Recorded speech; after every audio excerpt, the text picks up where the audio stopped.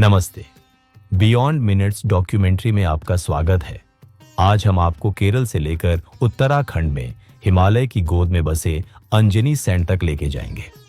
केरल के हरे भरे बैकवाटर से लेकर हिमालय की ऊंची चोटियों तक यह एक ऐसे व्यक्ति की यात्रा है जिसका जीवन आशा और परिवर्तन की किरण बन गया। 18 जून 1939 को केरल के सुरम्य राज्य में जन्मे उदयमंगलम चंद्रशेखर मनमथन मेनन, जिन्हें कई लोग स्वामी मनमथन के नाम से जानते हैं, उन्होंने अपना जीवन एक शिक्षक के घर में शुरू किया।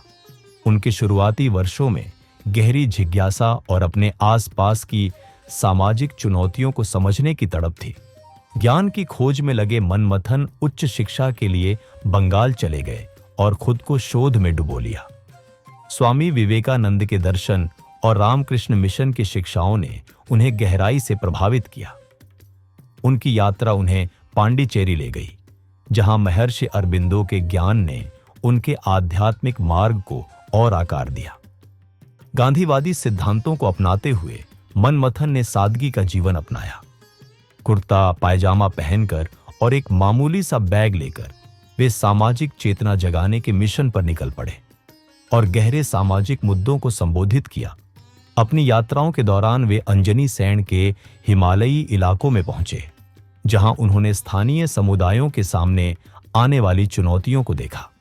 इस क्षेत्र की प्राचीन सुंदरता इसके निवासियों की कठिनाइयों से बिल्कुल अलग थी, जिसने उनके अंदर सेवा करने की उत्कट इच्छा जगाई। शुरुआत हुई एक बहुत पुरानी बलि प्रथा से। चंद्रकूट पर्वत पर 8000 फीट की ऊंचाई पर स्थित चंद्रबदनी मंदिर लंबे समय से भक्तों के लिए एक पूजनीय स्थल रहा है। हालांकि पीढ़ियों से मंदिर के अनुष्ठानों में पशु बलि की प्रथा शामिल थी, जिसे देवता को प्रसन्न करने और समृद्धि लाने के लिए माना जाता था। 1966 में अंजनी सैंड पहुंचने पर स्वामी मनमथन ने पाया कि यह प्रथा समुदाय के उत्थान के बजाय गरीबी के चक्र को जारी रख रही है। परिवार अपनी भक्ति में अक्सर बलि के लिए जानवरों का खर्च उठाने के लिए उच्च ब्याज दरों पर पैसे उधार लेते थे, जिससे पीढ़ियों तक बढ़ते कर्ज का बोझ बढ़ता जाता था। धार्मिक कर्तव्य के नाम पर छिपे सामाजिक आर्थिक बोझ को समझते हुए स्वामी मनमथन ने मंदिर में पशु बलि को समाप्त करने के लिए अभियान शुरू किया।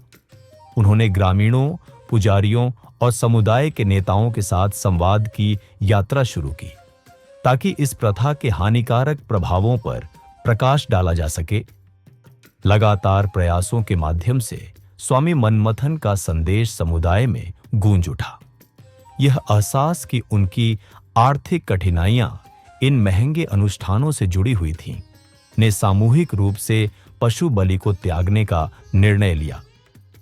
चंद्रबदनी मंदिर में पशु बलि बंद होने से न केवल सांस्कृतिक पवित्रता सुरक्षित रही, बल्कि समुदाय को वित्तीय शोषण से भी मुक्ति मिली।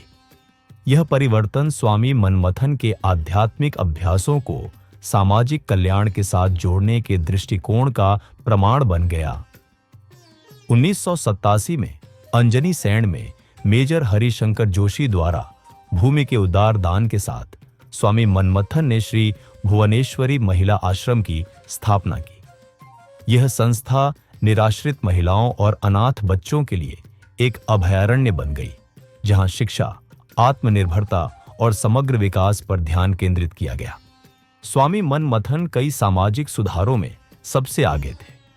उन्होंने शराब के दुरुपयोग के खिलाफ जोरदार अभियान चलाया, पर्यावरण संरक्षण को बढ़ावा दिया और जड़ जमाए अंधविश्वासों को चुनौती दी।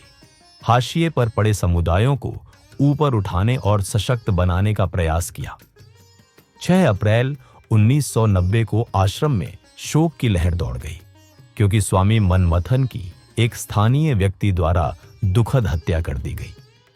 उनकी असामयिक मृत्यु एक बहुत बड़ी क्षति थी, लेकिन उनकी करुणा और सेवा की विरासत आज भी प्रेरणा देती है। जब भी हम स्वामी मनमथन की बात कर रहे हों, तो हमें सिरिल राफेल को नहीं भूलना चाहिए। सिरिल राफेल उन व्यक्तियों में से थे जो स्वामी मनमथन के आदर्शों और प्रयासों से गहराई से प्रभावित थे। उनका जुड़ाव सामाजिक परिवर्तन और सामुदायिक विकास के लिए साझा प्रतिबद्धता में निहित था। राफेल ने स्वामी मनमथन के साथ मिलकर काम किया और एसबीएमए के तहत विभिन्न पहलुओं में योगदान दिया। सिरिल राफेल का ध्यान नई पीढ़ी टिहरी गढ़वाल के बच्चों पर था। श्री भुवनेश्वरी महिला आश्रम के अंजनी सेंट परिसर में इन सबके बीच आश्रम पर्यावरण विद्यालय एपीवी की शुरुआत 2003 में हुई। एसबीएमए के सचिव Cyril Raphael, American India foundation और एसबीएमए के लंबे समय से कर्मचारी मोहन पंवार ने आनंद द्विवेदी से परिसर में एक प्रगतिशील स्कूल विकसित करने में मदद करने के लिए कहा। आनंद जी 10 दिवसीय प्रशिक्षण लागू करने के लिए आए थे और तब से लगातार काम कर रहे हैं। स्वामी मनमथन की केरल के दक्षिणी तट से हिमालय की ऊंचाइयों तक की यात्रा निस्वार्थ सेवा की स्थायी भावना का प्रमाण है। उनका जीवन हमें याद दिलाता है कि सच्चा परिवर्तन मानवता के प्रति अटूट समर्पण और प्रेम से शुरू होता है। और जैसे महात्मा गांधी ने कहा था, when a movement begins, people don't even notice you. 6-7 साल के लिए जब बच्चों, महिला, हम सब इस खड्ड पे रह के ऑलमोस्ट मर रहे थे विद 24 घंटा के काम, nobody noticed you. तब द नेक्स्ट स्टेज गांधी साहब कहते थे इज रिडिक्यूल, कि ये क्या बकवास चल रहा है, ये क्या बकवास चल रहा है।